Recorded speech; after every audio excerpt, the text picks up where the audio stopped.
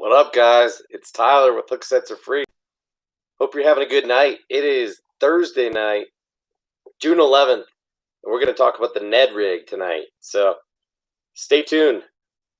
This could be a long stream, or it might just be, an hour or so, but we're going to talk about everything about the Ned Rig, from the history to the basics, including the gear and the rod, reel, line, the baits, the hooks, the jigs, and we're going to talk about the way to fish it and kind of the way that the rig is evolving these days. So Riley in the house, good to see you, Riley.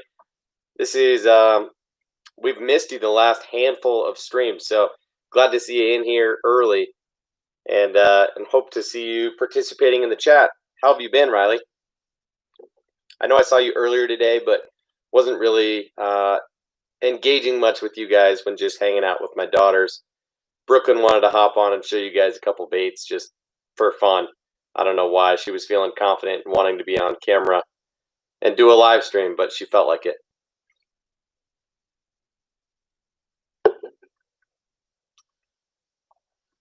So I'm going to give people a couple minutes to get in here. It looks like people are kind of getting in and getting out. From my end, it only shows that there's one person in here, which would be Riley, but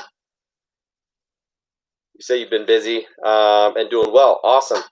Hey, when you say you leave for Texas really soon, I got your text, by the way, and I ended up buying my own jackhammer today.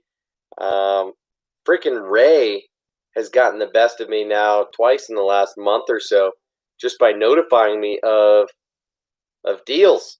So he told me today that the jackhammer in the Fire Craw and the Heights Hot Craw are in stock right now at landbigfish.com.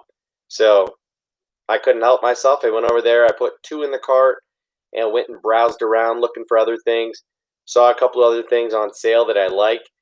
The Kitech Easy Shaker is a worm that I'm obsessed with, and the Reaction Innovations new Shiver Shot, which is a cool little fluke style bait and potentially good chatterbait trailer. Decided to get a pack of those, and then I saw that I was poking around, saw they've got a really, really good selection of Zoom soft plastics and some really cool colors too. So I just loaded up the freaking cart, ended up overloading it and having to take some stuff out of the cart. So only bought one of the jackhammers in the Fire Craw, the 3/8 ounce. They've still got like 6 in stock right now in that color and that size specifically. So doing pretty good, Riley. That's actually mostly why I didn't stream last night. I was tired, my back was hurting, and my daughters couldn't sleep very well. So just didn't make sense for me to hop on when everything was telling me not to. So anyway, doing okay today. Appreciate you asking. How about your shoulder, Riley? What about you? Darren in the house. How are you doing, bro?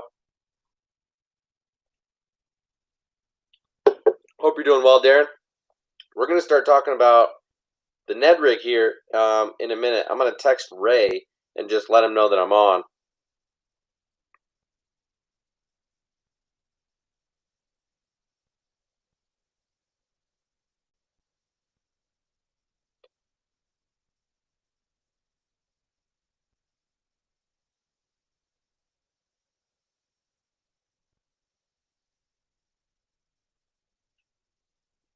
All right. Darren's going fishing tomorrow. Couldn't be happier. I would imagine. I think I'm going to take my daughters and go catch some trout tomorrow. Maybe on the Ned Rig, by the way. So, yeah, I can't help it. And really am itching to go fishing.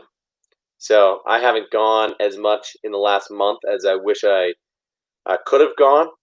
This was the time of year last year that I caught a couple really good fish. So disappointed that I haven't really had the opportunity to get out as much and really pursue them. Especially put some of the newer baits that I have to the test, you know. But such is life. Don't always have the opportunity. I've had to step up more in the fatherhood department, and haven't had quite the number of hours and the number of opportunities to go out and go fishing. So last year I was out probably fishing, you know, 5 to 10 times a week, just for an hour to 3 hours at a time. And now I'm only going a couple times a week for the same period of time. So I never really have the opportunity to go out for a full day, but it is what it is. We don't need to talk about that. Happy that you're going out, Darren. You say, just wanted to ask this real quick. I know you'll get in depth later, but would you suggest a number one or a 1/0 hook for a TRD in the 1/16? As I said earlier today, I would suggest a size 1. Here's what it looks like, okay? And I'll just show you both of them real quick, if you don't mind.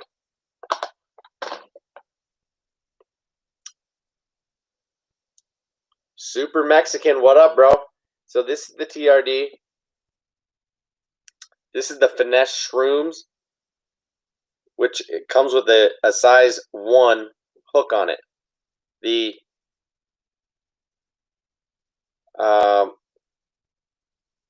Ned Locks I thought was a size up. It might not be.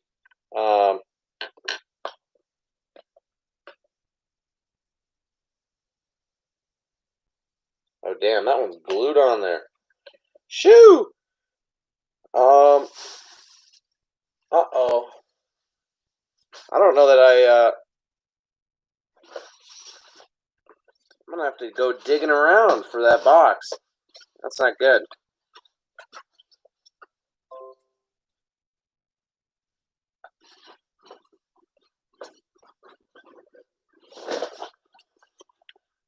So Darren, I would go with the size 1. Okay. You can do a 1/0 just fine, to be honest with you. You're not going to see a huge size difference, but I think the more important thing is the weight, and you've got the 1/16. So you're good to go there, Darren. I wouldn't worry too much about it. But let me see if I can find the right head here for you to just prove my point.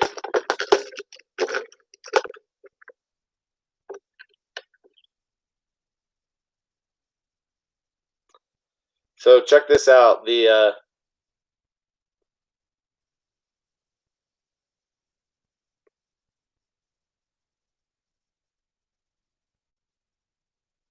This is the Ned Locks jig head by Z-Man. Can you see when I put these side by side that the heavier weight, this one that is a 1/10, has a size 1/0 hook in it, and the 1/16 has a size 1 hook in it.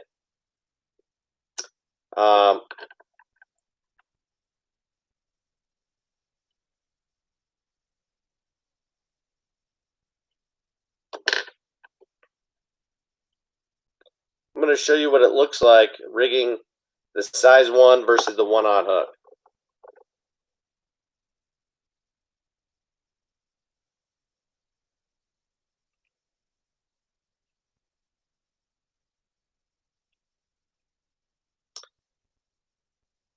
Now, to be honest with you, it's going to be a pretty subtle difference there, Darren, in terms of the amount of bites that you get. But because lighter is better, and you want as much action as possible when this thing hits the bottom, this is a size 1 hook. Okay? Look at how much wiggle there is, just how much bait there is above the hook. Okay? Then when I put the size 1/0 hook on there,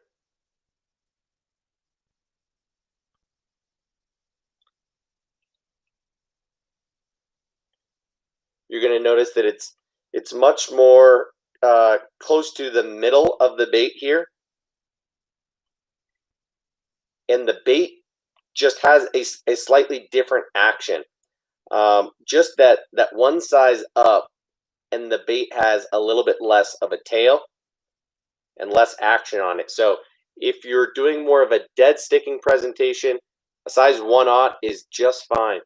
But if you're wanting a little bit more action,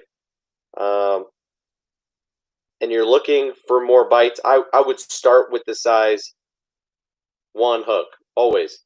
I mean, that is the way that the rig was designed. So that said, not a big deal if all you have is 1/0. Okay, that's part of what we're going to talk about later, is just the adaptation of the rig, and how you end up seeing hooks like this, which is the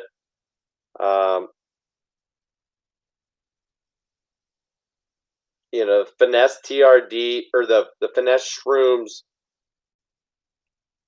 This is the bigger size, and then they make the mag shrooms. So this is the size to match up with just the 4-inch bait. It's got a bigger hook, like a 2/0 or a 3/0, and these heavier weights on there as well. So it can get way out of hand, but just when choosing between a 1 and a 1/0, not that big of a deal, man. I would go with the size 1 personally, because I think the smaller the better when it comes to the Ned rig. If you were to ask most Midwest finesse fishermen what their philosophy is, they would say, go smaller, go lighter. If you look at online outdoorsman, Ethan is his name. He's a big advocate of the Ned rig, and he started his own company making his own jigs, and I think he sells them in like a 1/64th, a 1/32nd, and I think the heaviest he makes is a 1/16th, and it's more of a multi-species thing, because he targets panfish just as much as he does bass. But the Ned rig is much closer to like a multi-species type of rig than a bass fishing rig. So keep that in mind. Super Mexican, congrats on the first perch, man. What'd you catch it on? Riley said she got some more TRDs in the bubblegum and molten craw. Good colors, good colors. Super Mexican says, do you think I can throw a Ned rig on a 7-foot medium heavy? I do not. Unless you're going to re-spool your reel with lighter line. I think the heaviest you could go is probably 8-pound line. And my guess is you've got heavier line than that. But a medium heavy spinning rod is kind of interesting in itself, man. But you got a new spinning rod with your graduation money. Good for you, man. Riley says, I use a 7-foot before for my Ned rig and works better for me than smaller rods. I can reel and work it more. Congrats on graduating. Yep, for sure. Congrats on the graduation. Ray's in the building. What's up, Ray, dude? Guys, there's 10 people in here right now. 5 thumbs up. Do me a quick favor. Hit that thumbs up if you haven't already. We're going to talk about the Ned rig here in 5 seconds. We're going to dive headfirst in. And, yeah, Ray, Riley's in the building and participating in the chat. So, super fun time. Hopefully, we have a good time in the stream tonight. We're going to talk about the Ned rig all night. Yeah, Jim, Ethan is great. Online outdoorsman. Okay, guys. So, speaking of online outdoorsman, he is from the Midwest. The Ned rig is originally referred to as the Midwest Finesse Rig. Ned Katie is from Kansas, and that is pretty much the only way he fishes anymore. The dude fishes with like cheap gear, like a 6'6" old school spinning rod and reel, and he gets in the water in a float tube, and his goal is to catch 100 fish in a 4-hour excursion. So he's trying to catch 25 fish an hour, and it's multi-species fishing, so it's not just bass. And I don't know exactly when he counts a fish, if it pops off versus if he actually brings it into the boat and releases it himself. But he keeps meticulous notes about what he's fishing and how many fish he catches, and the gear that he's using. He only really fishes the Ned rig or uses the Midwest finesse rig. So he's adjusting his weight from, say, 1/32 to a 1/16. He'll throw a 1/32, um, a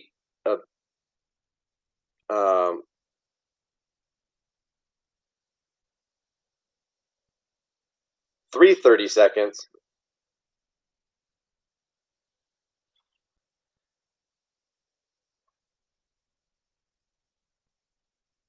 Ooh, well, Super Mexican, that would be cool. Yeah, great question, Ray. Where's Ryan? Yeah, the OGs. You guys aren't tightening up. But then again, I've been a little bit unpredictable. I do need to get on a better schedule. Russ Dennis is in the building. We've got some regulars in the house. Yeah, Ryan was on earlier today when I hopped on with my daughter, and Justin said something like that he's got a surgery coming up. If you scroll up in the what did he say? What did he say? What did he say?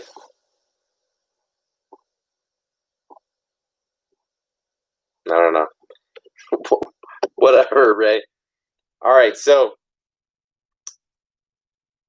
Ned Katie adjusts his weight ever so slightly from super light to light, and he uses about a half a dozen different retrieves, and he considers it a no feel technique. A lot of the time, he's dropping it below the boat. He's making very short casts.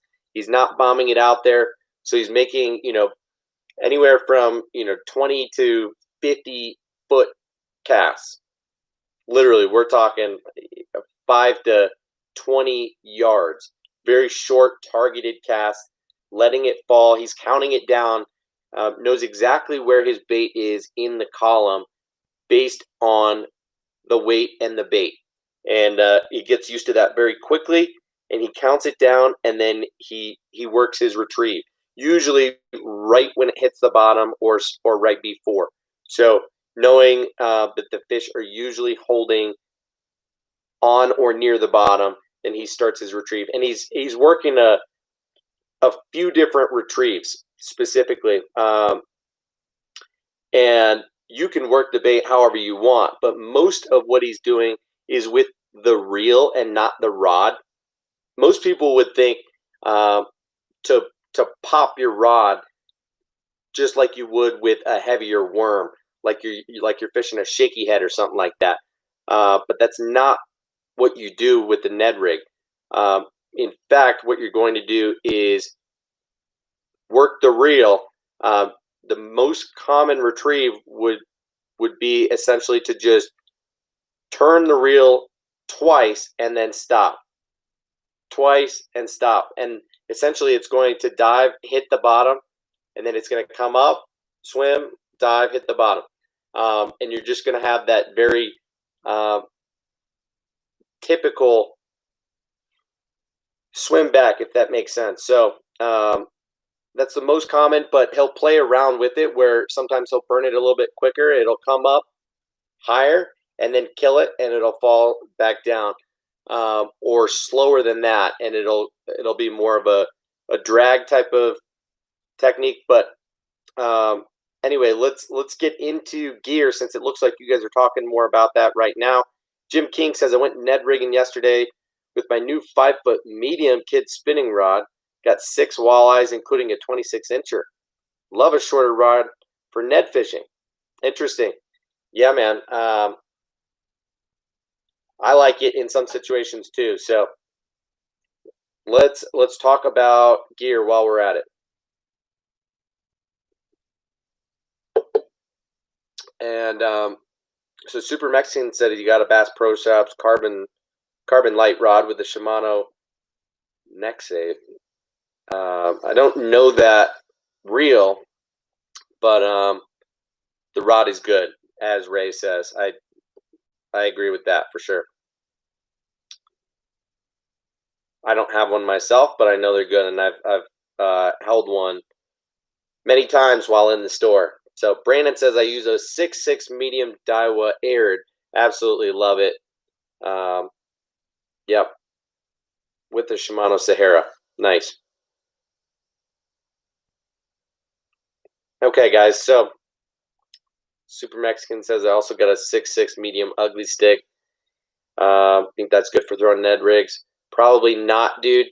An ugly stick is going to be overpowered, a little bit too heavy most of the time. But, you know, you could get away with it for sure.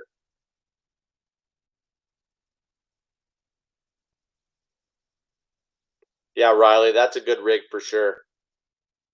Lose Crush spinning rod. Okay, guys. So I use really 3 different spinning setups for the Ned rig.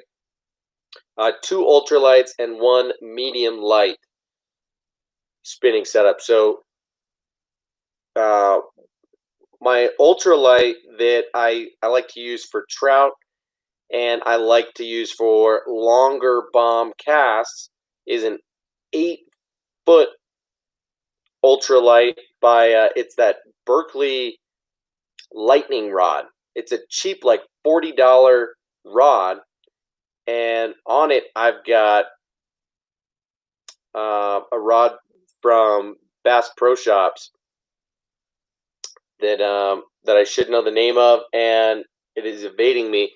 It's one that Daiwa makes. It's a really nice, like $100 reel, and so on that one I've got like 8-pound braid to a 4-pound fluorocarbon leader.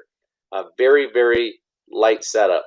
So I use that for Ned rig fishing and for ultralight jerk bait fishing for trout primarily. And then I also have a 5'6", 5.5-foot ultralight. So not too far off of what our boy was just saying. Jim King fishing with his kids spinning rod. I've got one that I don't know if it's even intended for kids, but it is a 5'6", and it's made more for creek fishing and for tight pond fishing where you have to really make tighter casts and kind of lean around the corner to make the cast. A 5.5-foot rod is actually somewhat practical in situations. If you're wading in creeks and or rivers, sometimes a shorter rod can really be beneficial to make more accurate casts that can make all the difference between getting bit or not, right? So I think an ultralight is better than a medium light, or a light, which is better than a medium. Just when thinking sure about casting distance is one thing. If you're having a problem with casting distance, you've definitely got a problem with the rod you're using. That should not be the issue so much as the feel and the bend in the rod when you do get a bite and set the hook. So you very well might not feel the bite when you get a bite. What you're going to notice is a tick on your rod. You're going to notice your line starting to swim away. So the setup that you use is important. On that other ultralight, I just use a straight 4-pound fluorocarbon, and and I use that for ultralight crankbaits and Ned rigs as well. So then I switch over, and my kind of do everything setup that I also use for Ned rigs is the one I showed you guys the other night, and that is my 7-foot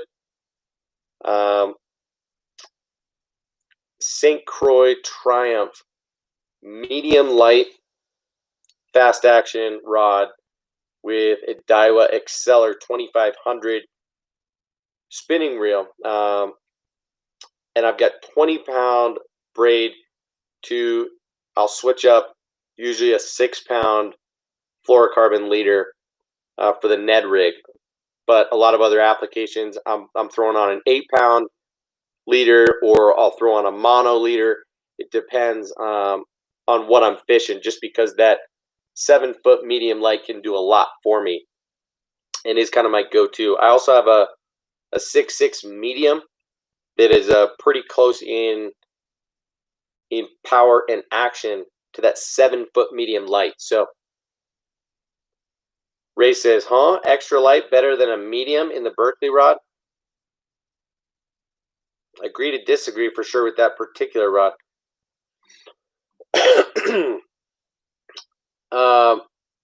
No, I'm not saying it's better. Who said that?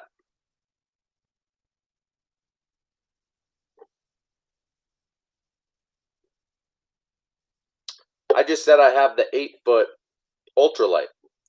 I think the Berkeley lightning rod is just a good rod altogether for someone who's budget conscious.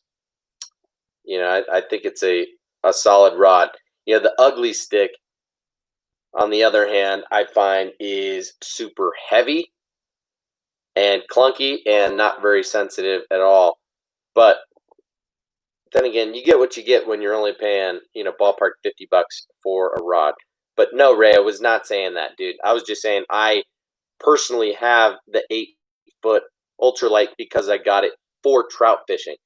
The 5.5-foot ultralight that I have, I got for fishing tiny ponds and creeks. The 7-foot medium light that I have, I got as an all-around finesse fishing setup that I will throw pretty much anything on. So I will throw wacky rigs and Nico rigs. I'll even throw shaky heads potentially on it, but I will definitely throw drop shots and Ned rigs on it. So that is my go-to setup. I'm not always going to throw an ultralight with the Ned rig. I do like having braid to leader most of the time, but you could go straight fluorocarbon if you wanted to. Again, the lighter the better. I would not go any heavier than 8-pound line as your leader material or your main line if you're using fluorocarbon.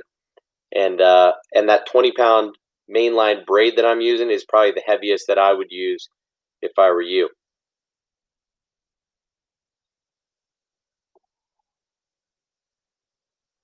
The Berkeley cherry wood handle is so short. Interesting.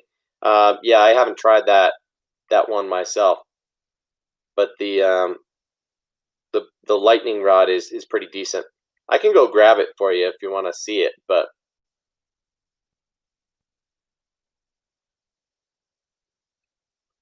Russ says I get great casting distance using 15-pound braid to 8-pound fluorocarbon leader on a 1/16 ounce Ned head on my 7-foot medium light. Yep, that sounds about right.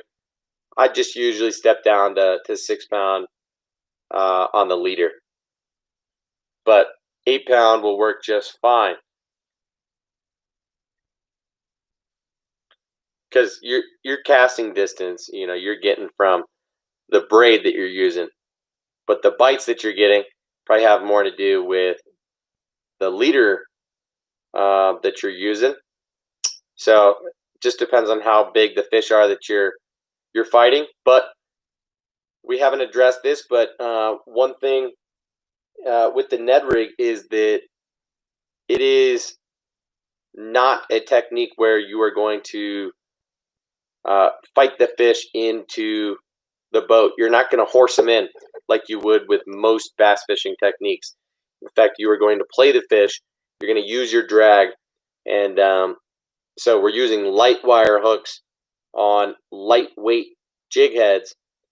Once you get a bite, the way you set the hook and the way that you play the fish is different. So let's just talk about that real quick. You're not always going to feel a bite, right? You're using such light line and such light gear that it's more of a drifting technique than a bottom contact technique, if that makes sense.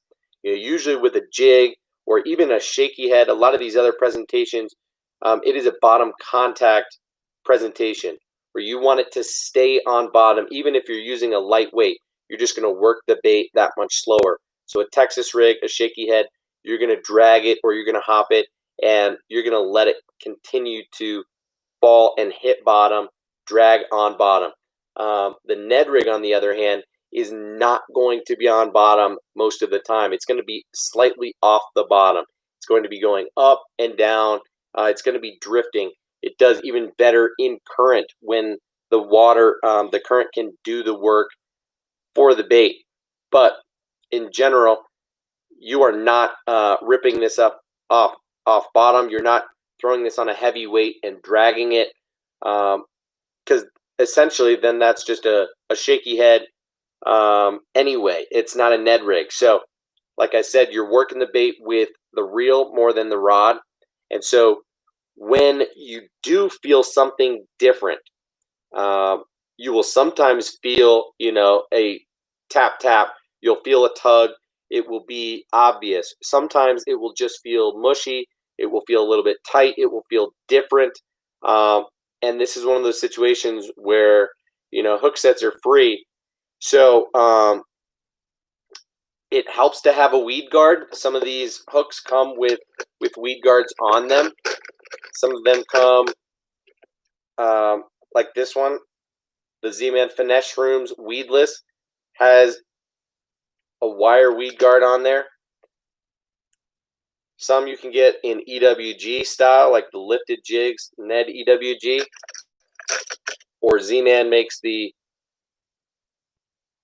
Finesse Bullets jig head. So you have options on how to fish this weedless, but you are going to get hung up no matter what. So in general, when you feel something different, you want to set the hook. But again, this is not a jack the fish to set the hook. One, because you could bend out the hook, and two, because you're going to spook the fish more often than not. So when you notice something different, all you're going to do is reel down and lean into the fish. So reel down and lean is all you need to do. Very little pressure is needed to set a size 1 hook like this in a fish. The smaller the hook, the less work you need to do to actually get penetration. So these are light wire hooks that we're talking about. You can pretty much do a reel set, and once they're on, then you want to either loosen your drag or already have it relatively loose to start out with. But you want to pay attention to the way that they're fighting, and also, of course, the cover that you've got around where they might run to. But for the most part, you want to have your drag loose so as to let them run, and then just fight them until they start wearing down a little bit, and then that's how you're going to bring them in. You're going to play the fish as opposed to get them on and bring them to the boat like you would do with a lot of other presentations. So hopefully that makes sense. Riley, no, I haven't heard from BJ, but you're right. He hasn't been on in a while, and I hope he's doing well also. Maybe we ought to check on him. Brian Waterman is in the house. I haven't been reading the comments. Sorry, guys. Fishing Milligan, what's up, dude? He says Brady's best. Agreed. Jordan Lee had a rough day, 20 minutes away from 50 G's on the biggest bass. He got taken out by an ounce. That is rough. Brandon says, are dark Neds worth trying for night bass fishing? Also, anyone ever tried a small punch type skirt on a Ned? So I would say no and no, not exactly, Brandon. I would not throw a Ned rig at night most of the time just because it's such a subtle technique. It is more of a visual presentation than anything. It doesn't put out a lot of vibration in the water as it's coming through. And sure, it might have a little bit of a silhouette, but in general, at night, I'm fishing baits that have a lot more presence, a lot more profile, and make a lot more noise. So, generally speaking, I would say no, but I would say dark Neds are worth throwing in dirty water for sure. But you could also throw it at nighttime if you know where the fish are. If you're fishing on a high percentage spot, then definitely, dude. Why not? You know, the Ned rig has a remarkably high hookup ratio, so that's one advantage to fishing, say, the Ned rig over a shaky head, is just when you get a bite, the odds of a fish getting the majority of the bait and getting the hook in their mouth are so much higher, and they hook themselves the majority of the time. With a shaky head, they're more likely to take the tail and not eat the entire bait, to kind of play with it, or they're more likely to get it and you set the hook and don't actually set it on them. It slides out of their mouth, or you blow their mouth open before you can set the hook. So, yeah. Anyway, punch skirt on a Ned, not so much, Brandon. But as I've talked about a million times, I love to throw the micro jig by Z-Man, the Finesse Shrooms micro jig. It's essentially just a skirted Ned rig. Okay, I talk about it all the time, and I'll show you guys in a few minutes here. Okay, let me just catch up on these comments because I'm way behind.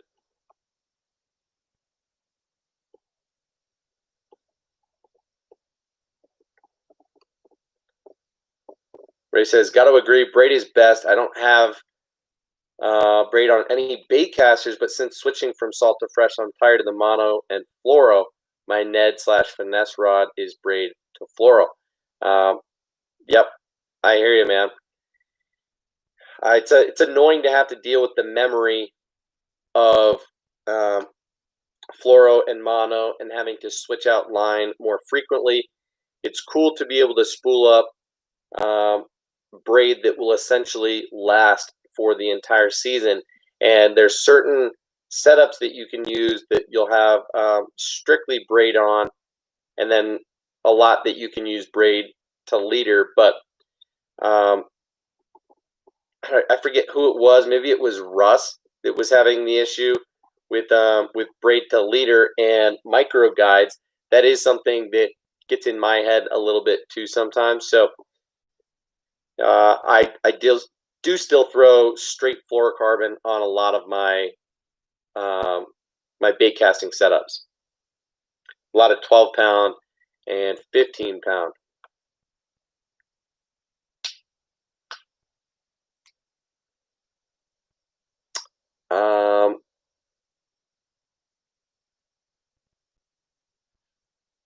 Brandon says, I got this dark 11-inch worm in my Monster Bass box this month. Maybe try that at night? Yeah, dude, for sure. That would be a great option. Only thing that I would consider doing if I were you, instead of rigging it Texas rig, I would consider throwing it, on an exposed hook like this. This one actually has a weed guard on it. This is a stand-up swim bait head made by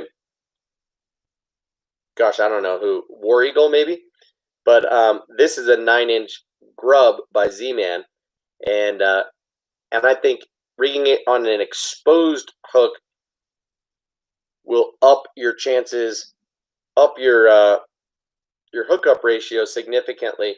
But otherwise, I'd consider throwing it on something like this. Or of course, you could just Texas rig it, man. But do that. Throw it at night, man. That's a good time and place to throw that big dark worm. Speaking of big worms, I got a handful of big worms on Land Big Fish. Thanks so much to Ray for giving me the heads up on that jackhammer. I couldn't help but pick one up, and while I was at it, I bought a bunch of other Zoom baits, and I'll tell you right now, some of these colors that I got are freaking wicked. Like, write this down, make a note, and go check out Land Big Fish later, because they have some special run colors that are really hard to find. You know, some that are a little bit more common, like Watermelon Moon Dust, which is a super cool color. I got 2 different baits in that color, including a huge worm, the Old Monster from Zoom. And then a more rare color called Huckleberry. Got that in the Z-Craw Junior and in the Ultra Vibe Speed Craw. A weird color, not weird, really cool color, kind of like sprayed grass, but cooler. It's called Purple Passion. Love that. Got one of those in my favorite worm, the Magnum Finesse worm. How about the color Old Purple? I had never heard of that one before, but it is a weird kind of very clear, translucent, true purple, not too dark, not too light. And I got the Magnum Ultra Vibe Speed Worm. That bait is on sale right now for $3.75 a pack. And got a couple different baits in the Killer Dawn color. Just look it up, Killer Dawn. Absolutely wicked color. One other side note color that I got is Raspberry Shad. So really cool colors that you wouldn't ordinarily see for sale elsewhere, but decided to get those while I was at it. So thank you, Ray, for the heads up on Land Big Fish. Decided to essentially just replace that one bait that I just sent to you in that Fire Craw jackhammer, just to have as a backup for my collection, since I have one running in my box right now. So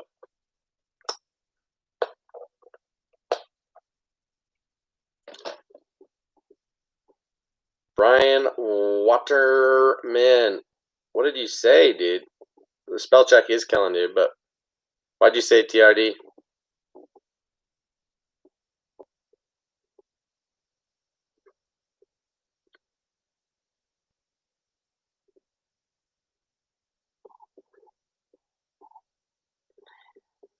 Ray, I seriously was considering gooseberry in 1 or 2 different baits, but you know, I couldn't quite tell from the pictures.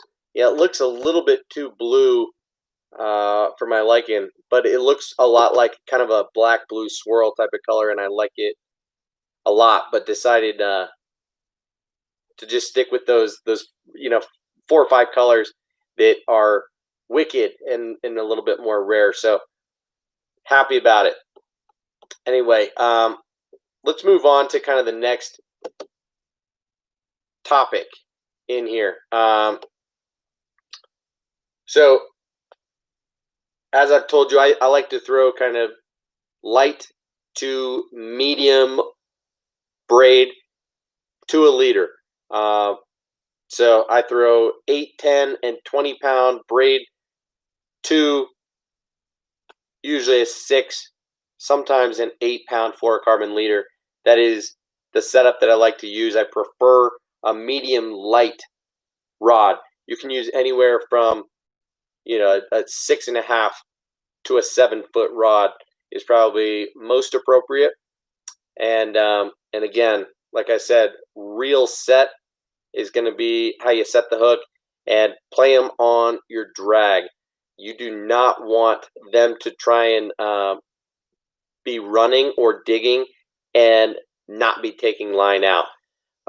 That's when you'll have an issue bending out your hooks. A lot of people have complaints about the Ned Rig because the hooks are so small and so light and they always bend them out, blah, blah, blah. That's because people are trying to use bait casters. People are trying to use medium or medium heavy rods. People are trying to use line that is too heavy, trying to use 12-pound line, and then they're setting the hook, jacking them, and then just fighting the fish, and they're bending out these hooks. So I kind of want to show you how easy it is to bend out one of these hooks, but I also don't want to ruin a hook. But I'm telling you, it is extremely easy to bend these hooks. So if you think about it, trout fishing, fly fishing, a lot of these flies that I use have size 20 hooks, okay? Minuscule. And one hook is catching a 30-inch, 10-pound trout on tiny, tiny line. So you have to keep in mind that drag and reel are more important than you would think. And the way that you fight the fish, the way that you attempt to actually land the fish is super important. And bass fishermen tend to lean toward being power than finesse. So if you're a finesse fisherman, it would be, common sense to know to loosen up your drag and play the fish. But okay, Ray, no problem. God bless you as well. Have a great rest of your night, and we'll see you in the next one, dude. Thanks for hanging out.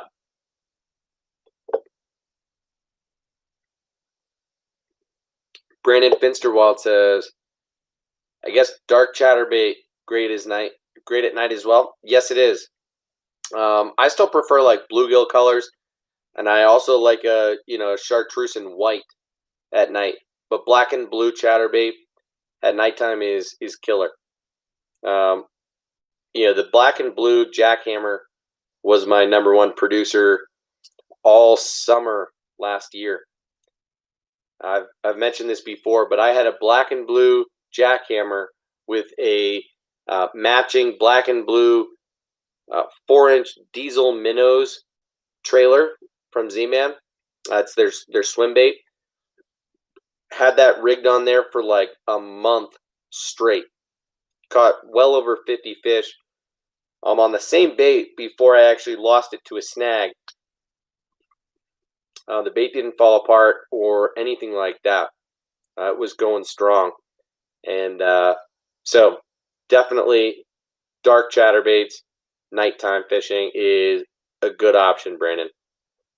You say, love the EWG on Neds. All my lakes have a ton of submerged timber and grass. I hate getting stuck. Yeah, that's a fact. So let's talk about that real quick. Just the weedless hooks themselves, because I showed you guys 3 different versions, and they're all quite different in how they fish and which baits I would recommend that you throw on them. Okay. Russ says the EWGs are stronger, in my opinion, for the Ned, and they are just a little bit stronger. It's about the same gauge of wire as the finesse bullets from Z-Man, but it is a little bit heavier wire than the standard Ned Rig hooks. Now, it is about the same as the Ned locks, which I talked about the Ned locks earlier, right? Golly, hard to keep up, guys, right? So the original Z-Man head is the finesse shrooms, right? Just very basic, size 1 hook on there. one single wire keeper, light wire hook. Okay. Then they came out with this Ned Locks hook. This has a different bait keeper on here and a heavier wire hook.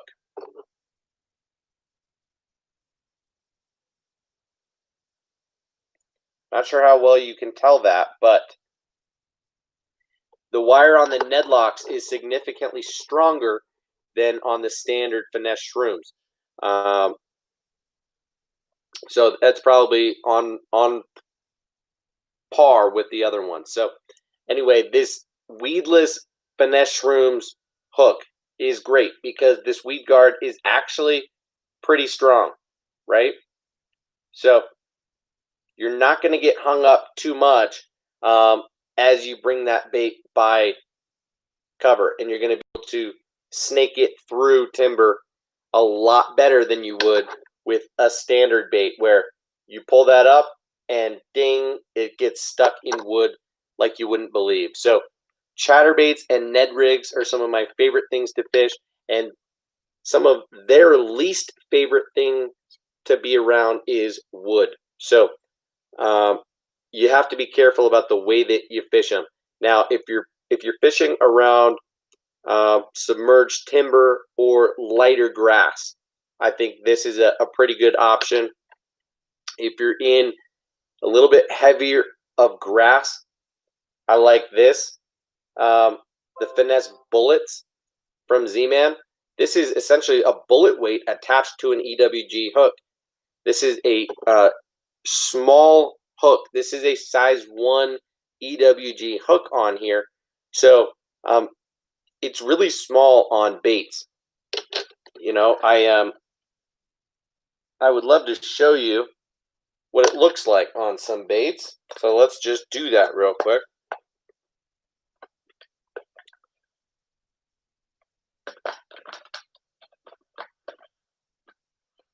So here's a TRD Craws in the deal, and I have not trimmed this down at all, right? You can see that the tail is still there. So when I put this side by side, you will see that the hook's not going to cover the entire body. So let's go ahead and rig this, and I'll show you that we could actually trim this. One thing you should know about this Finesse Bullets head is that it has that weight on the shank of the hook. So it really only works well with Elastec baits, but not with regular soft plastics. So here is what this hook looks like when it is rigged. And as you can see, it comes out of the bait well before the head. So you could actually trim this down quite a bit. You could cut off the entire tail portion of the bait and be just fine. In fact, I have one over here that was on my micro jig, and I've trimmed this one. So look, what I'll do is rig it on this guy that is already pre-trimmed. And now look, what I was talking about is the weight here. When you thread it up with a traditional soft plastic, it is going to tear right there. With Elastec, it slides right up and around, no problem. Does not rip, okay? So that's why you're going to want to use Elastec with this hook specifically.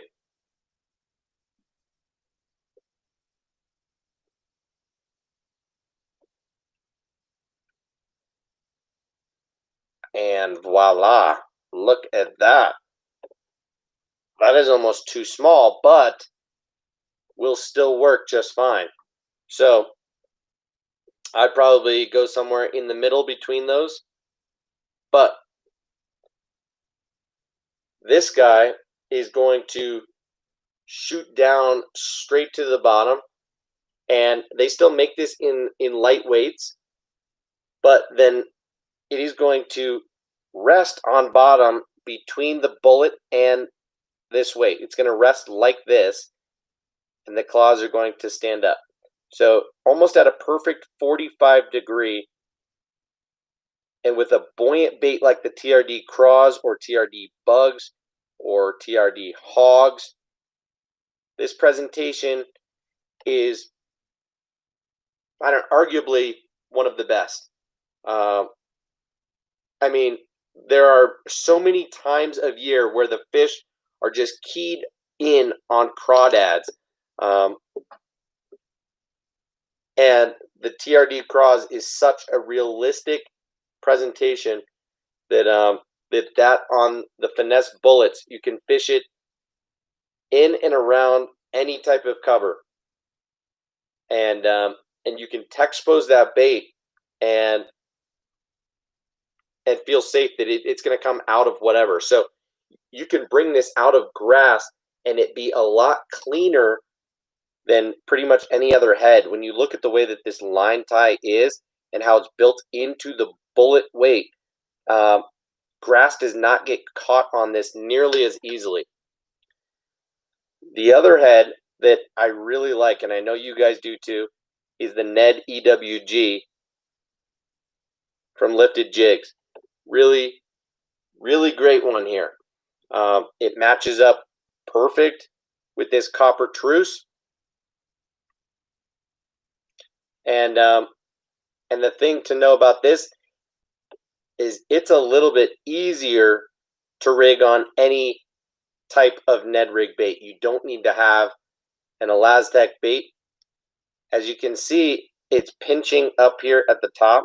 That's because I rigged it too far. On these baits, or on these hooks, you'll notice that the neck is very, very short. So the way that you rig it most effectively is to come in and out very quickly. See that? Push that through and up, and you'll see that it sits on there quite a bit more comfortably now.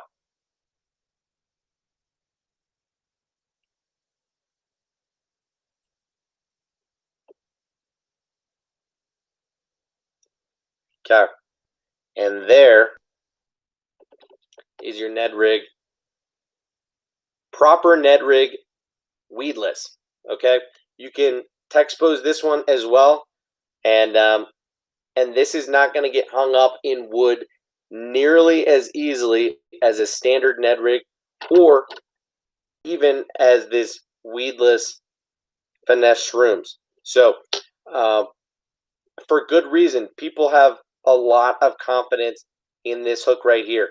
Like I showed you earlier, you're going to get a little bit less action because you have less tail here. But like I said, you're not going to get hung up nearly as much. And if you're not fishing this on the bottom, you don't care to have so much wiggle, and you're throwing in a high percentage area like a laydown, and you've got a brighter color for some shock value. Maybe you're throwing the Guggen baits, Rattle and Ned, that has a little bit of sound. This head can be awesome if you fish bodies of water where you're more likely to get hung up. So weedless Ned rigs are a must.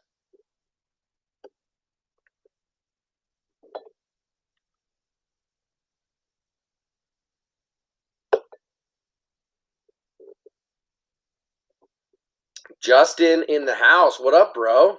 Caught 6 rainbow trout today. Good for you, man. What'd you catch him on? That's awesome. Ray was in and now he's gone, man. Sorry about it. Sorry about it. Okay. Goodness, I missed a lot of comments. I'm sorry, guys. So Riley says, caught my PB chatterbait bass, 4.3 pounds on the jackhammer, white and chartreuse. Bang! Good for you, Riley. Congratulations. That is sick. Caught it on Tuesday. Good for you. Russ wants to try that Z-Man hook. Yeah, they're all pretty good hooks, man, to be honest with you.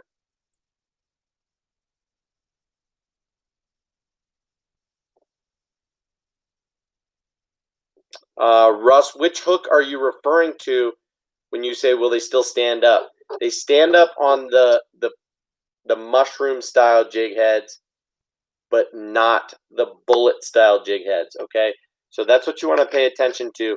And there are some manufacturers that make more round ball style jig heads. You don't want those. You want a mushroom style jig head. Like the lifted jigs is cool because it's got the EWG hook, but it has the mushroom style head. So the bait is going to stand straight up every time.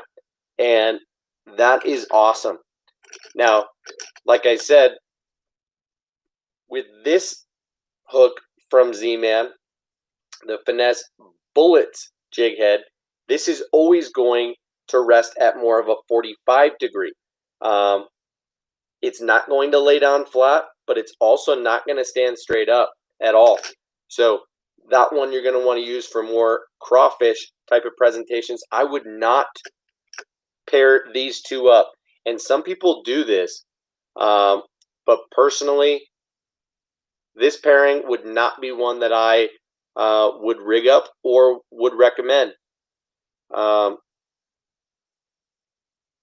Like I said, some people would do this, and you totally could catch fish on this, so don't get me wrong. The Finesse Bullets with the Finesse TRD is just, in my opinion, not a great pairing because guess what? It comes down and through cover very well, slithers through brush piles, and through kind of whatever you want it to, will come through grass and do a remarkable job. But when it hits the bottom, it's going to lay over. It might sit like this and have that tail up at like this, almost 45 degree angle. But because it's an EWG hook, the tail's not going to go up much higher at all, and it's not so buoyant that it's going to pull it up. So that weight on the bottom makes it rest like this, and with a bait that's just heavy enough, it's going to roll it over. So I don't recommend the Finesse TRD on this hook. You could do it, but with how many baits are on the market these days, I recommend being pretty specific as opposed to being versatile, using certain baits for certain types of presentations. For example, use the TRD craw, or the bugs, or one of the new Yum or Strike King baits that are craw presentations, and use those on something like the Finesse Bullets or even the Ned EWG, and fish those more like a crawfish. Use a retrieve that is more like a crawfish would escape or evade predators. So be a little bit more erratic with it. Do 2 turns of the reel and kind of 1 or 2 pops of your rod to make the bait flee more, and then kill it. And give it a few seconds to settle on bottom and look defensive before you start that retrieve again. And just pay attention to how long you're killing it, how fast you're retrieving it, things like that. But when you're fishing the Finesse TRD, I would fish that more open hook when you can, most of the time. And while I would always recommend open hook, I don't on the the Finesse TRD. I actually don't like the way that that looks. Um, the Finesse TRD and some of these other Z-Man baits that are supposed to be crawfish or bug style baits. They're so buoyant that on a standard stand-up style head, they literally stand straight up. And I think that's an unnatural look. Defensive crawfish has its pinchers out and up, not literally straight up ever. It looks weird to me. I'm not quite into that, and so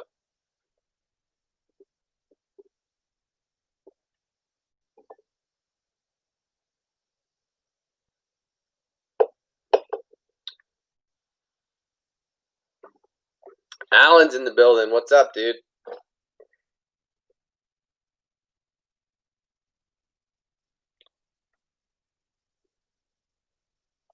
Justin, that surgery got canceled. What?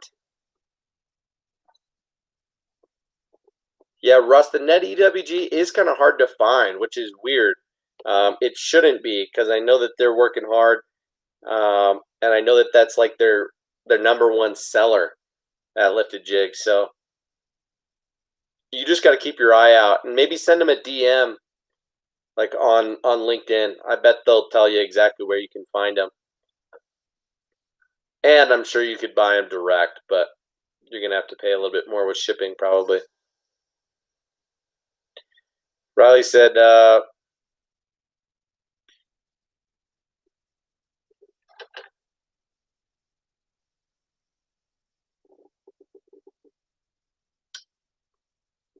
Riley and Alan, what are you guys talking about? Alan, what did you say, bro?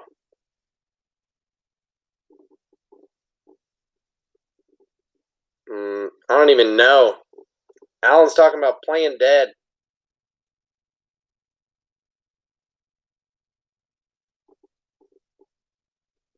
Whatever. Sorry, guys. Alan just got out of an HOA meeting. Good for you, man. Part of that HOA. I am not on the board myself. I'll tell you that much. But I do pay a shite load to the HOA.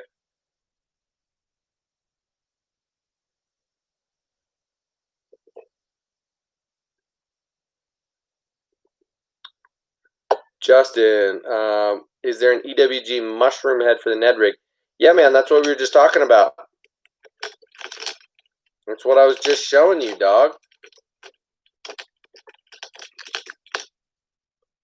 Literally, Ned EWG by Lifted Jigs. Mushroom head, EWG hook. It's a 1/0 size VMC hook, and it's awesome. But like I said, the action that you get out of this bait is going to be meh. So here is a killer tip that I'm going to give you right now that I haven't mentioned but maybe once or twice before on the channel at all. But here's the deal.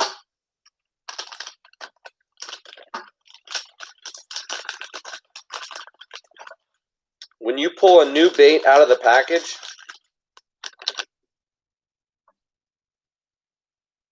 here's what it looks like. It is compact, it is stiff, and it is beautiful. Okay? Now, what happens is once you start fishing it, it gets a little bit worn out. It gets twisted up when you set the hook, when you're fighting a fish. When you have to re-rig it, it gets stretched out, twisted up. Over time, it gets wet and it dries out. It gets kind of funky. And what you'll notice is sometimes when you first rig it up, it is not perfectly buoyant. But the more you fish it, the older it gets, the more stretched out it gets, the more buoyant it becomes. So what I will do when I pull these straight out of the pack a lot of times is I will just go ahead and straight out of the pack, I will just stretch this thing from head to toe and watch what it does. It pulls all of the salt out of the bait. The Finesse TRD has salt in it. So a lot of people assume that, all Z-Man Elastec baits don't have any salt in them. That is not true. Some of them have no salt in them. The Finesse Shads, for example, one of many baits that they make. I showed you a couple others today. The TRD minnows and a few others that have zero salt in them. The Finesse TRD does have salt, and as you stretch it, the salt comes out. The bait becomes more buoyant. The fish hold on longer. And check this out. Just from me stretching out the bait a little bit, if I put them side by side, this bait has now gotten, I don't know, maybe only an eighth of an inch longer. It is not significant, but the bait is bigger and the bait has more action. So look at this. When I hold the bait right here, you see the action? When I hold the bait in the exact same spot, see the action?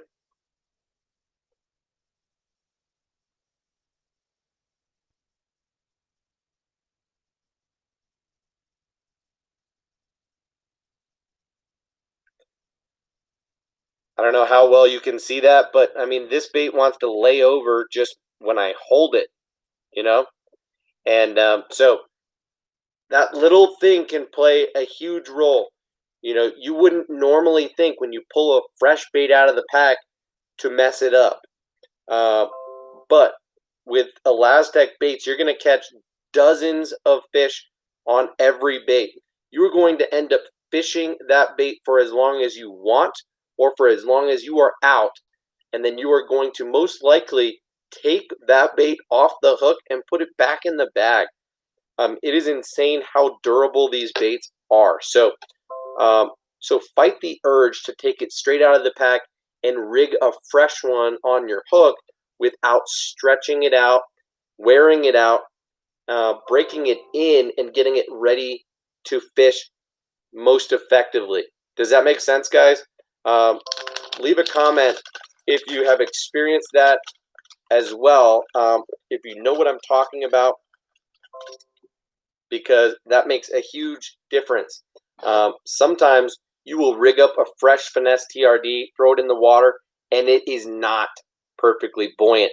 That thing will lay over. It will sometimes stand up. It will sometimes lay down. And then, as I said, the more worn in that bait gets, the more you've caught fish on it, the more effective it becomes. And a lot of that has to do with the fact that it's stretched out.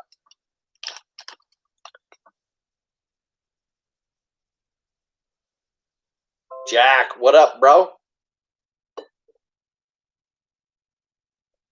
Justin says, I'm casting into very thick weeds and lilies, but I know the bass are in there. Everything gets snagged. Yeah, that's tough. I hear you.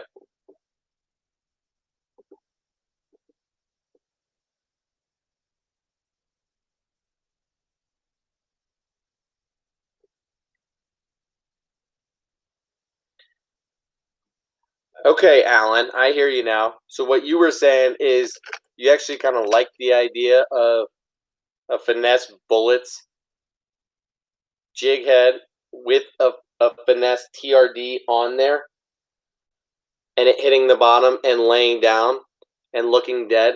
That's fine. But like I said, I would prefer to fish a different bait if I'm going for a lay down type of presentation. So let's just let that segue into different types of baits. people wanted to talk about Z-Man versus all of the other bait manufacturers when it comes to Ned Rig baits. And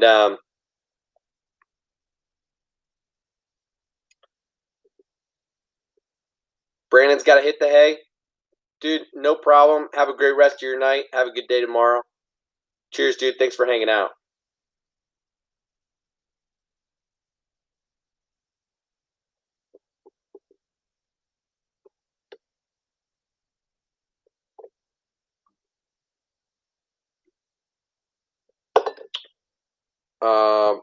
Okay. I forget what I was even just freaking talking about. Z-Man versus everything else, right? That's what it was.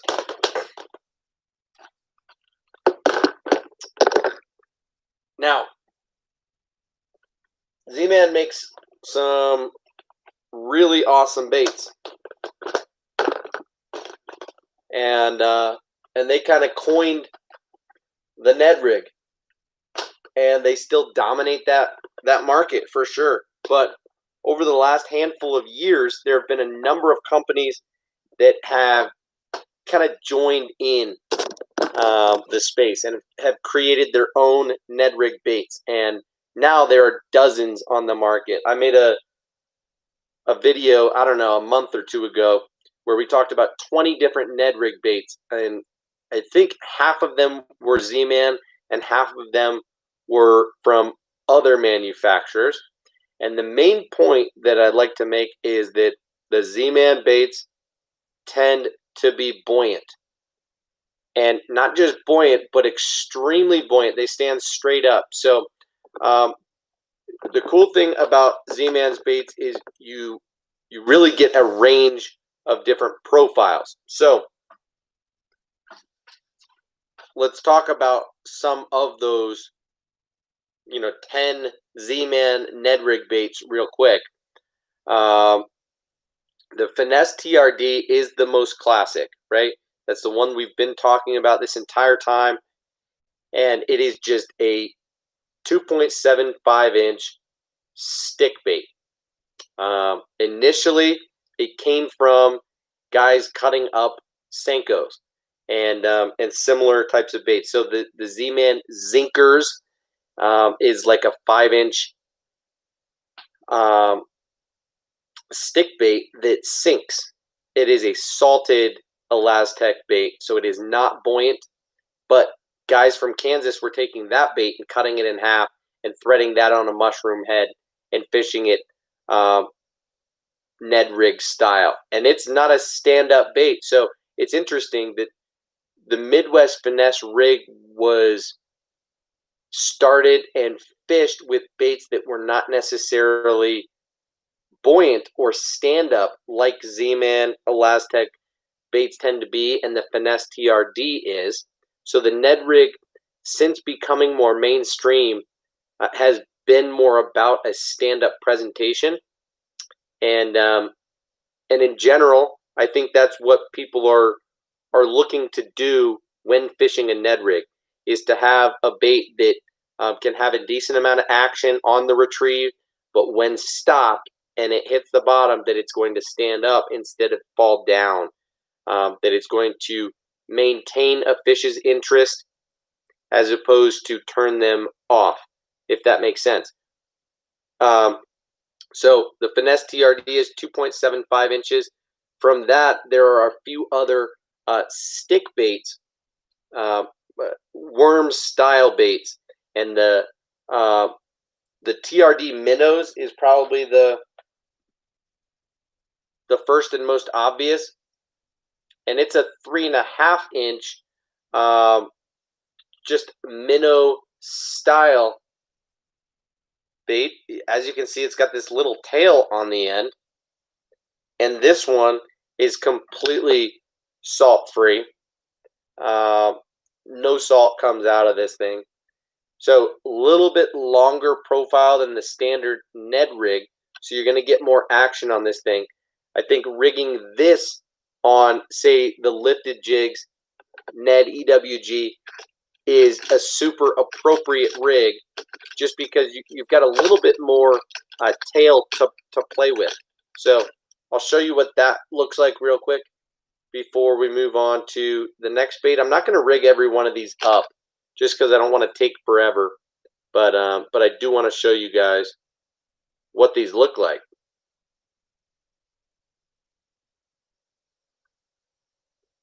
So Russ, I saw you talking about flatlands tackle. I don't have any of those Ned heads, and I find that a lot of them are just plain too heavy, the weights that they offer. So I haven't gotten into trying those heads yet.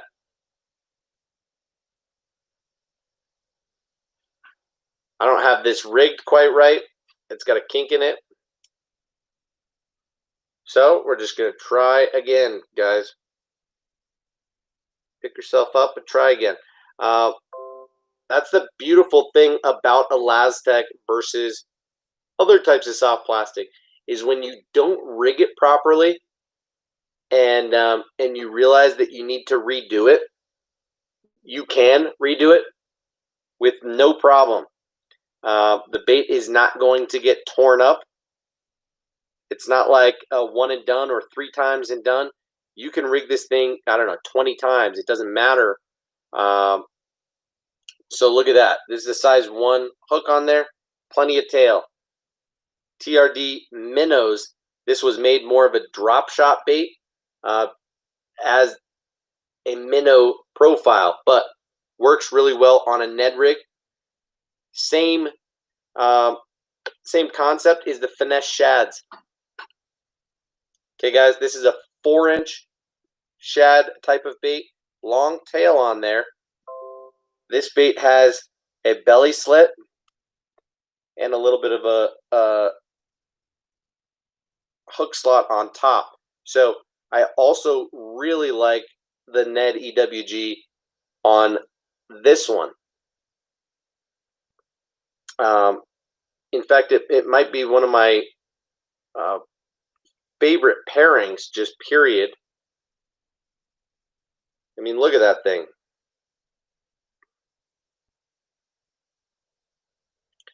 So you can fish this kind of however, and then when you kill it on bottom, this thing stands straight up, and the tail is so narrow that that has an incredible amount of action. So the finesse shads, a little bit longer profile, but works with a bigger Ned rig hook.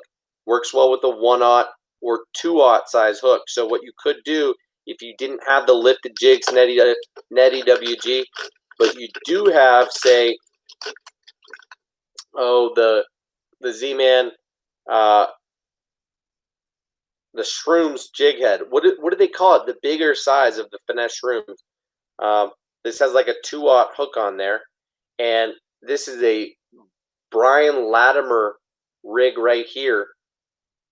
He will rig this hook like a shaky head.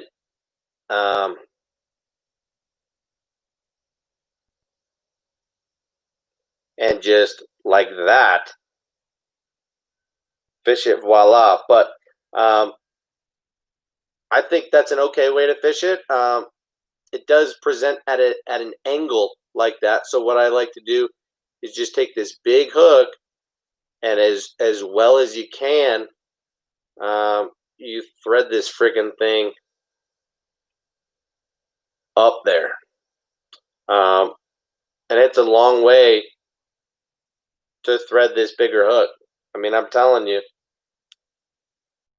this hook is bordering on being too big for this bait. But you throw that out there and fish it, and you get a bite, and you are going to get that fish. So for worm baits, I like all 3 of those quite a lot. Then you start playing into like a there's actually one more. The Trick Shots is a pure drop shot bait, but does well on a Ned rig too. And I think my daughter showed you guys that bait today.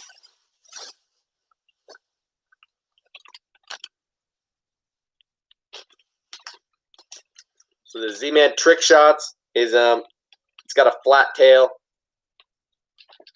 bait fish profile.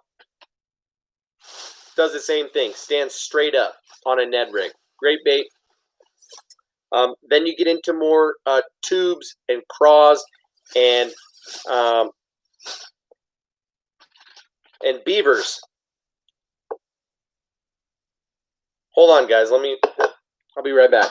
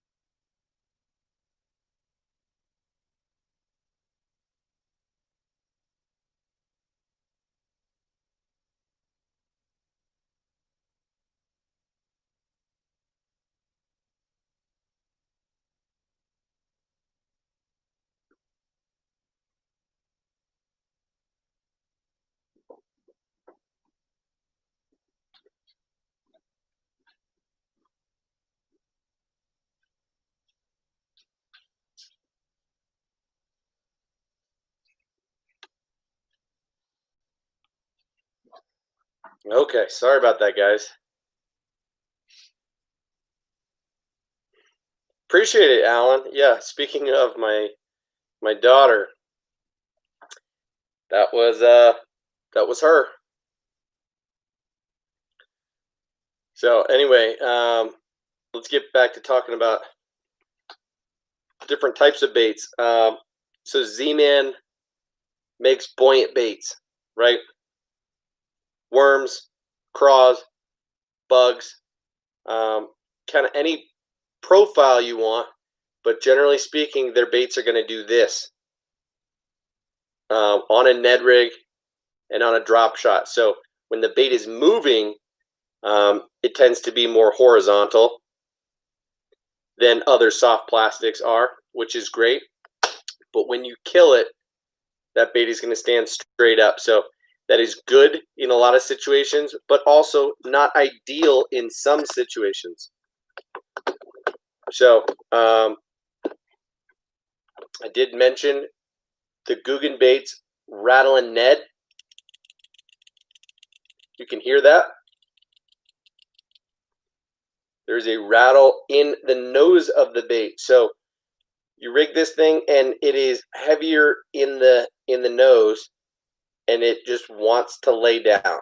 That is a reality. It's part of the design. It's part of this bait. But I think for that same reason, this bait is going to be just as effective, not on a Ned rig, but on a drop shot, like a 3-inch Senko essentially.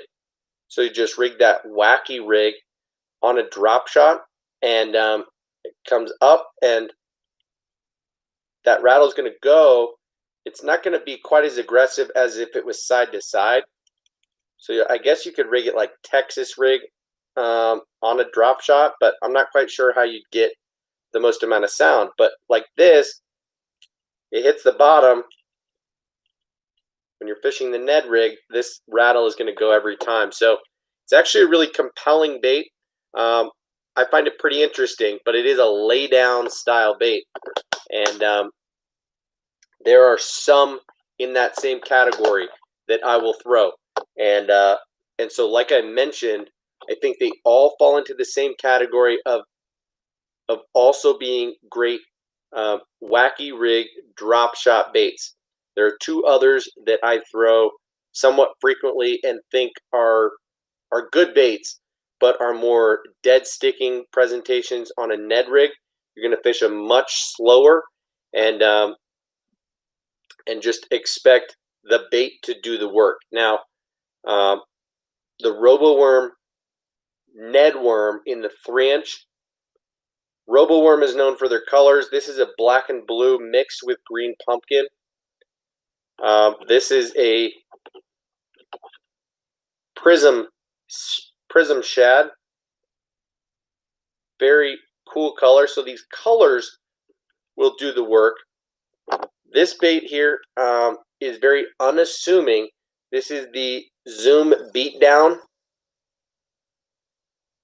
Zoom has gotten a bad rap, especially from people like Kevin, the Baitman Baxter, because most of the baits that they've come out with in the last couple of years have been straight up copycat baits. And so for them to come out with a 3.5-inch Ned worm that is half of a Senko, and then simultaneously come out with, a 5-inch Senko called a Slinky, and simultaneously come out with a swim bait that is exactly like a Kitech, I think a lot of people were just kind of turned off by that. But this 3.5-inch Ned bait called the Beatdown is pretty good. It's a little bit more buoyant than you would think, so it has a slightly slower fall, especially on a wacky rig. But because it's 3.5 inches instead of 2 3/4 or 3 inches like some of these others, it has a killer action on a wacky rig. And I know we're talking about the Ned rig, but I will fish this on a standard Ned rig or on a bigger Ned rig hook because it's got that longer profile. So those are worms. I'm not quite sure where to take it because I'm looking at a few others in this box right now. Some of these Strike King Ned baits that came out recently. I've had a chance to see these underwater recently. The Rage Ned Cutter Worm. This is the moon dust color.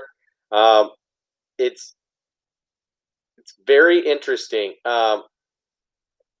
This bait actually has a lot of good swimming action, but it lays down on bottom, tail up, and then it has a really good swimming action. So this is much better for if you're swimming a Ned rig or swimming a drop shot on kind of a straight retrieve, but not so much if you're going to let it sit on bottom for very long. So if you're working the bait a little bit faster and you like the idea of swimming a Ned bait, the Rage Ned Cutter Worm is a pretty good one. The Rage Ned Bug, that's actually, yeah. The Rage Ned Bug is, how do I explain it? This is one where, like the Rage baits, it's going to have an aggressive kick, but this is not a buoyant bait. It does not stand up, so it is going to kick until it hits the bottom, and then it's going to lay down. So essentially, you are going to reel, bring it up higher, and then kill it. Let it fall all the way down to bottom. Reel, kill it. So a little bit longer retrieve, more turns of the reel handle before killing it and letting it fall for longer. Now, if you want to go a little bit more buoyant, in standard soft plastics, there are two baits that that I have really fallen in love with over the last year, and for good reason. So one is the X Zone Lures Ned Zone. This is the 309 color. As you can see, it's like a green pumpkin, coppery type of top, and like a iridescent blue, blue pearl type of belly, and gorgeous crawfish type of pattern there. Baby bass. They make some really cool colors, and this bait is very buoyant. So it's got a nice scent to it. It is a soft plastic. It's not the most durable, but it does a pretty good job, and it is really buoyant. This thing will stand up, and because of that bulbous tail, it has just that little bit of extra action. So cool design on the X Zone Lures Ned Zone, and it's got a slit on the back so that you can see and try and stay straight when you're rigging.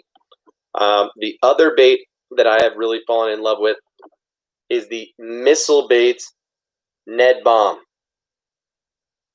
Okay, so where the X Zone Lures Ned Zone is a great one for a slower, more standard retrieve, where you're just doing one or two turns of the reel handle, letting it fall to bottom. Count 1, 2, 3, then start again. So you're working the bait slowly but methodically, paying attention. This one you're going to work more erratically. This bait here is still somewhat buoyant, but it's much less predictable when it will stand up versus not. And when you start working this bait, it might just go off in a random direction when it first starts moving. And if you're fishing more vertically and you're hopping this bait, it's going to go kind of all over the place. So believe it or not, this bait does really well on a straight swim retrieve also with that tail. Very thin tail on the Ned Bomb, and I like that a lot. Now, again, I know we're talking about the Ned Rig right now, but I will tell you, I looked at some of these baits underwater recently, and I rigged them a few different ways. And this bait here on a drop shot is one of the best that I have ever seen on a drop shot. Just something about it. Believe it or not, it stands straight up, nose down, tail up. It does its own thing and will kind of bounce around on bottom. The weight over here, the bait over here, it slowly goes down to bottom and just kind of noses around with that tail up. It is fantastic. So I really like these two baits. And there's a few others. Like I said, those ones from Yum that just came out last year as well. And there's another Strike King one that I like as well, the Ned Ocho. So in general, it's hard to answer that question of Z-Man versus other. It depends on where your loyalties are, how you like to store your baits, whether or not you like scent, what colors you like, and what type of forage you're trying to mimic. But I like to do a little bit of everything, to be quite honestly. Brandon, you have a good rest of your night, man. No problem.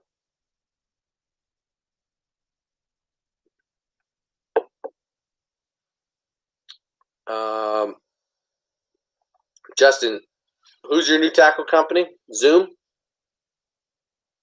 or Z-Man? Dick says, nah, bro, it's easy. Z-Man overall. I don't know about Z-Man overall, man. I think Z-Man in general, Z-Man first, but what I've learned through these underwater footage experiments is that the Z-Man baits, almost all of them are bordering on too buoyant. So you have to work your bait, especially on a drop shot. You have to work your bait pretty consistently.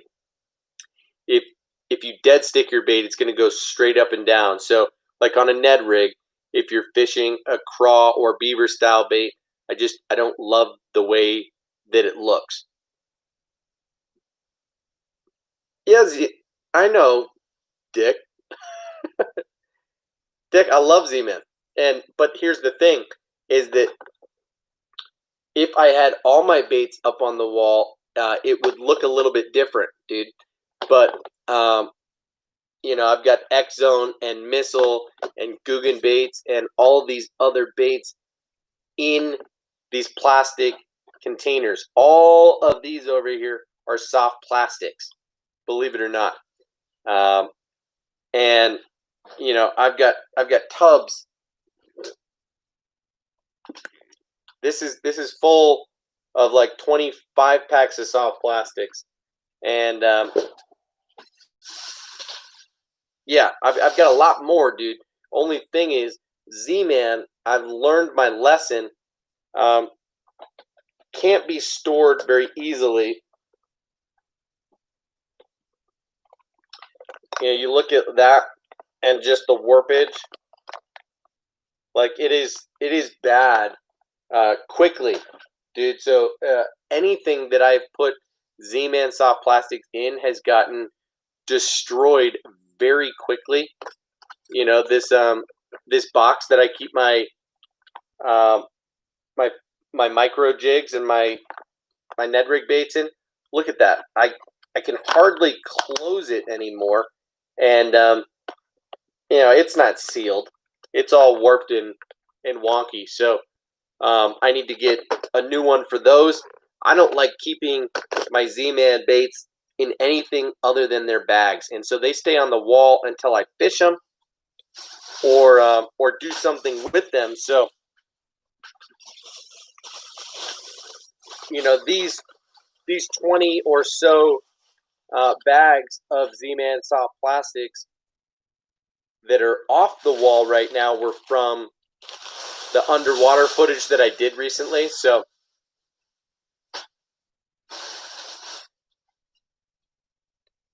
yeah, it's just annoying, Dick, to carry around like a few dozen packs of soft plastics at all times. So where I can, I like to decant, to be honest. So like I've got my drop shot baits in here, and I kind of like to be able to do that. I've got my Kitech Easy Shakers, I've got my Robo Worms, I've got my my Biospawn Plasma Tails, I've got my Zoom Swamp Crawlers, all in the same tiny little box, and these boxes are cheap to replace. So if it gets warped and messed up, which this one has a little bit because of the Zoom Swamp Crawlers, not really these other baits up here, but then I'll just replace the box. I'll put these in new boxes and toss this out. But it is a little bit of a hassle to have to fish through stuff. Like it's nice to have that little box of drop shot baits. These aren't necessarily like my all-time favorite drop shot baits, but it's nice to have them all in the same place. Whereas like, I've got another 15 bags of drop shot baits here, from the water bug to the Beast Coast Magic Flick to Yamamoto shad-shaped worms and some Zoom swamp crawlers and Jackal crosstail shads, Robo Worms. I mean, there's a million different baits to have. The thing is, how do you store them most effectively so that you'll use them, right? Look at how many baits I have behind me Um, what I've learned over the course of the last couple of years, as I continue to acquire new tackle, try different things, is just making decisions. How do I decide what to throw tomorrow? Uh, when I've got so many great baits. This 4-inch, 5-inch. This is a 5-inch bluegill swim bait by Scottsboro Tackle. Uh, really impressed me, surprised me, and I've realized that a lot as of late is that through trying different things, I realized that there's a lot that I like. There's some stuff that I don't like as much, and there's certainly some things that I want to try.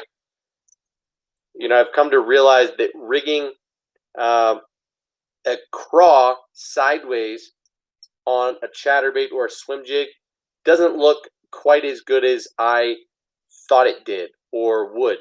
And what it makes me want to do is do this, and literally remove that top claw, because I find that all the action comes from this bottom one that's kicking, and that if anything, they kind of just interfere when they're rigged vertically. Of course, when they're horizontally, they kick very well, but um,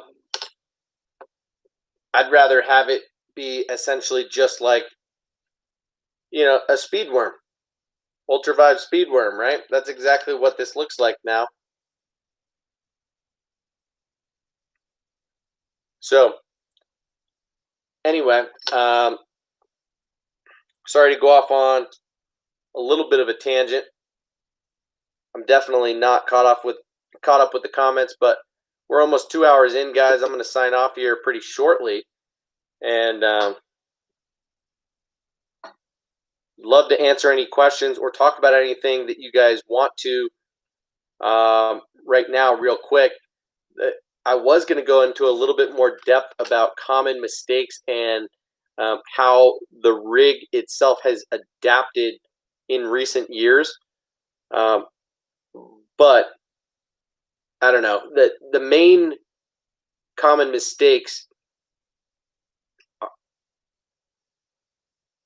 that would be ridiculous, Justin. That would be a waste of my time.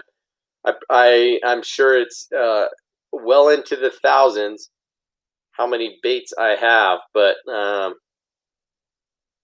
yeah, if I were to count individual soft plastics, that would be ridiculous.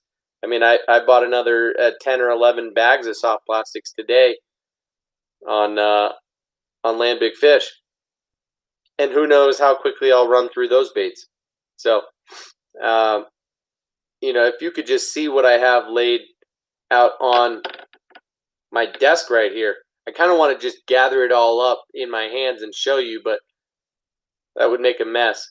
I have a ton of stuff sitting here, and it's endless, the combination. So making a decision in terms of where I'm going that day and what would be the best thing to throw for that time of year and the cover that exists there is like the biggest challenge for me, is just the switch up. I don't always fish the same body of water, and the bodies of water that I fish tend to vary in terms of what phase of the spawn or what season it is.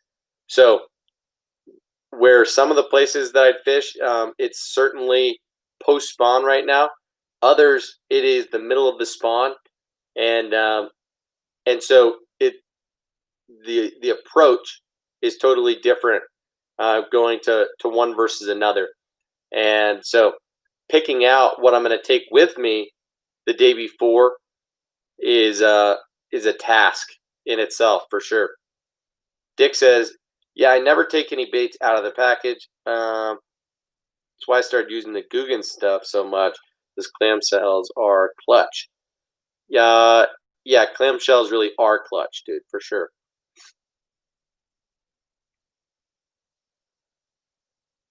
Riley says, Tyler, read my comment about what my company would be named, and you and Ray would be great partners. What?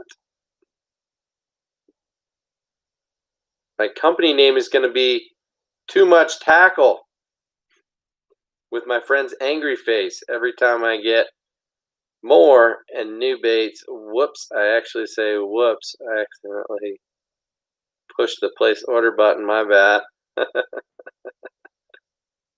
That's hilarious. Too much tackle with my friends. Oh, that is funny. So, yeah, Too Much Tackle. That's not a bad company name. Do it up, Riley.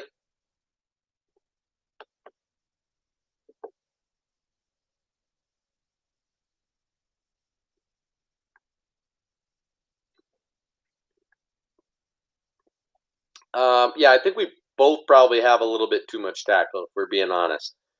I know that your budget on a month-to-month basis is probably a little higher than mine at the moment, but that might not have been the case a year ago. And whatever. I'm not ashamed to admit there's a ton of stuff in my tackle boxes that that have never been tied on. That I wanted to have in my collection. I plan on using at some point, but just haven't yet gotten around to it. And so I could open most of my tackle boxes, and that would be the case, right? Justin, you got a big order coming from Discount Tackle. Good for you, bro. So let me give you an example.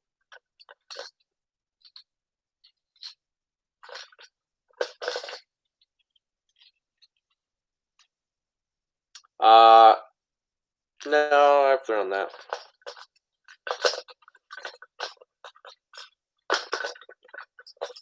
So in this box, I guess the Lucky Craft Gunfish. I've only had this for like 4 months, so maybe that doesn't count as like had it but not thrown it. This one would count. Here's the Savage Gear 3D Rat in the smaller size.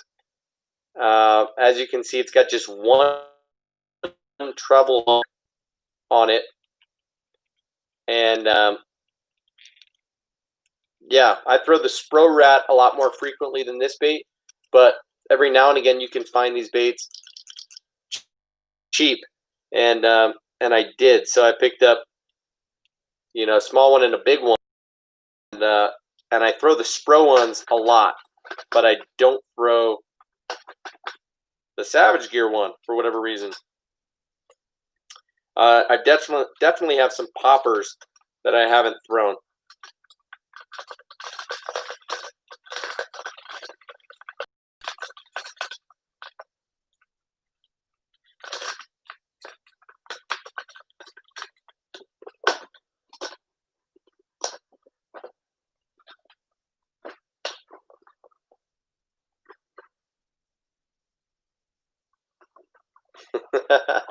Justin, I hear you. We went over budget just to get free shipping. That's kind of how it goes, though, Frankie, Ned Rig, so how do you work this? Cast, let it sink to the bottom, pop it a bit, reel it a bit, repeat. You don't really pop it so much as just reel it a bit and kill it a bit. So Ned Rig, you want to fish close to the bottom, and it's more of like a drift style presentation than a hop and pop sort of deal. But it depends on what the bottom structure is and what kind of cover you're fishing around. But in general, yeah, you're going to let it sink to the bottom, and you're going to double check that you didn't get bit on the fall. Having a light weight is super important. So throwing something like a 1/16 ounce weight is ideal. It will allow for a slow fall and for that bait to have a ton of action on the fall. You will often get bit on the fall, but once it hits bottom, give it a few seconds, then get into your retrieve. Just play with it in terms of the reel. A standard way to start out would just be 2 turns of the reel and stop. So it's just going to barely pick the bait up a few inches, maybe 6 to upwards of 12 inches off the ground, and move a few feet, and then you kill it, and it's going to fall back down. And wait a few seconds, and then repeat, Frankie. That would be my main retrieve that I would start out with. In my chatterbait box, I've actually thrown kind of everything, though of course there's duplicates, baits like this bucktail chatterbait that I haven't thrown. There's colors in pretty much everything that I haven't thrown yet. But yeah, we've all got too much tackle, am I right?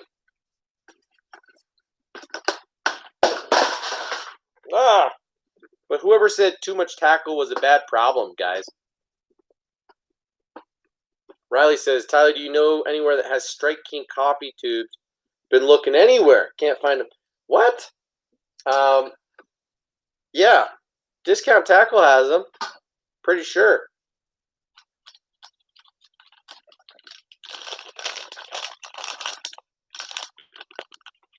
Tyler has them. I got them in green pumpkin and goby, natural goby. Natural goby is my favorite color. Here's what it looks like rigged.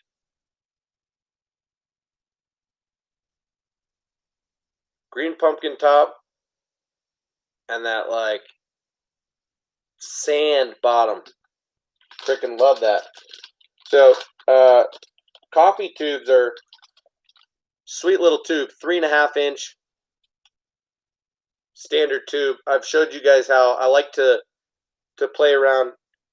Here I have it rigged on a 1/4 ounce swim bait head. This is a Squadron head by Strike King, and so of course you can throw it on a tube jig.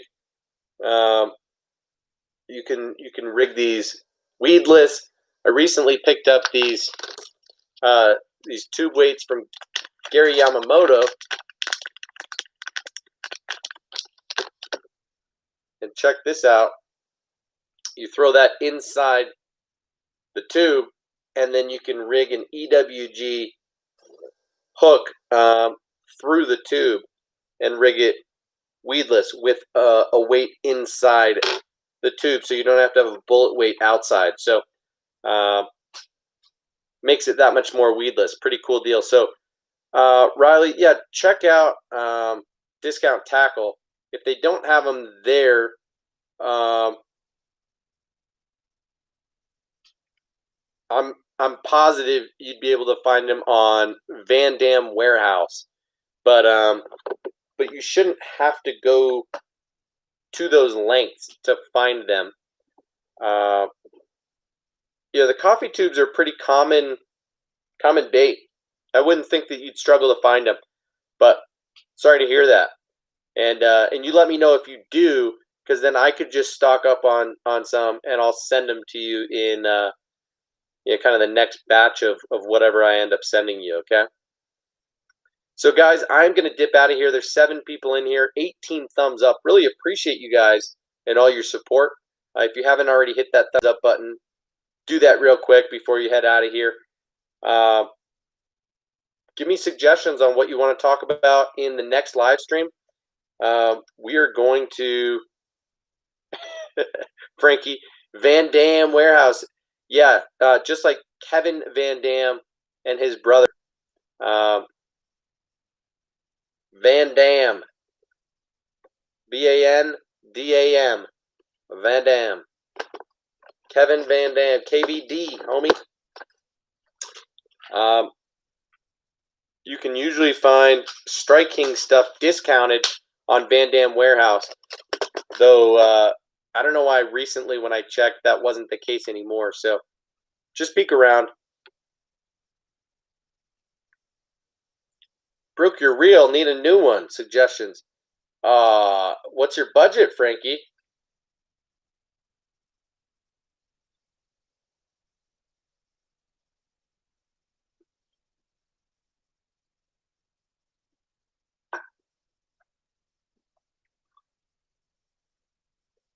under $50, dude.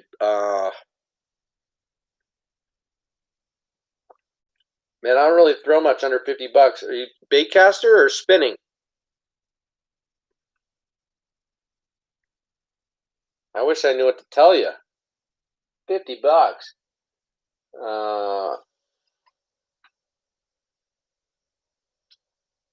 Yeah, the Abu Garcia Black Max is probably one of your best options for a reel if you're trying to go baitcaster for $50 or so.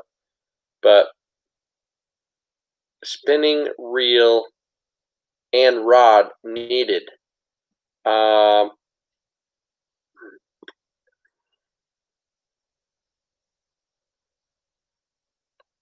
Oh, I had just seen one, Frankie. Frankie, I might have an idea for you, okay?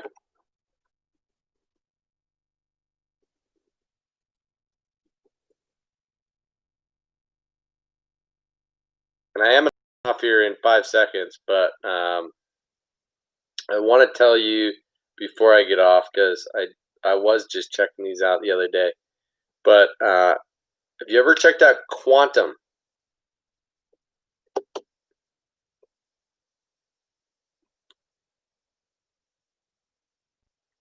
Quantum makes some pretty good stuff. They're owned by Zebco, which of course everybody knows about Zebco. But Quantum is the company that KVD was with for years and years, until just last year when he switched over and is now with Lose because of their ownership of Strike King. And I'm sure they just offered him too much money for him to be able to help it. But Quantum is a great company, and they make really good stuff. They have a couple of combos. The throttle is a spinning combo for $80, and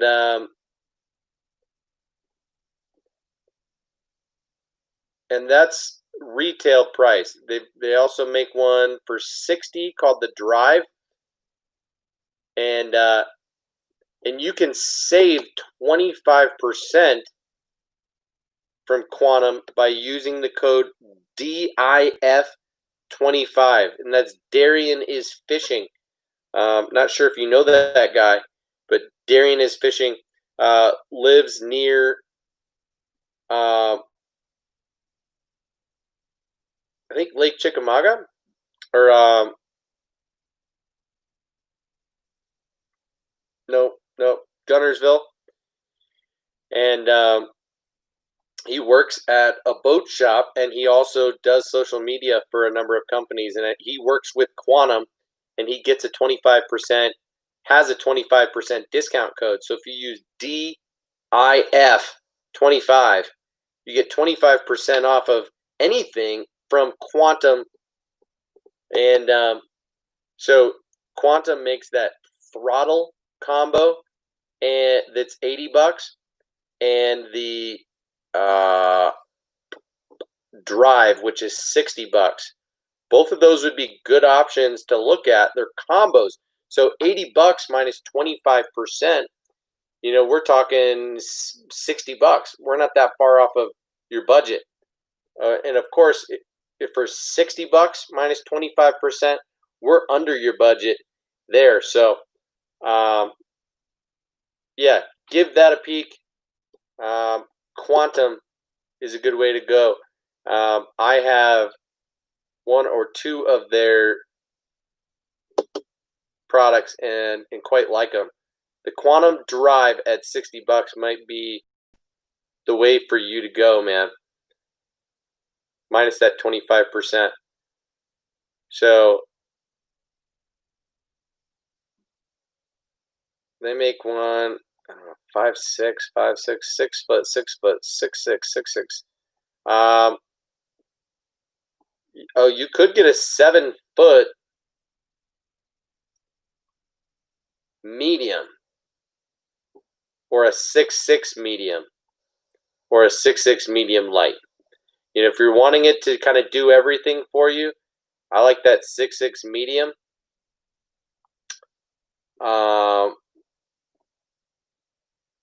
7-foot medium, maybe.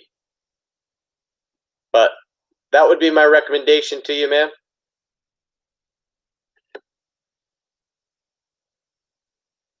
Okay, guys. Appreciate you guys hanging out. I will see you in the next one. Feel free to reach out at any time. Questions, recommendations, suggestions for a future topic or videos that you'd like to see. But good hanging out with you guys tonight. Appreciate your time, your attention, your support, all of the above. Riley, good to see you, or hang out with you, rather. Frankie, good to see you in here. See you guys soon. Cheers. Bye.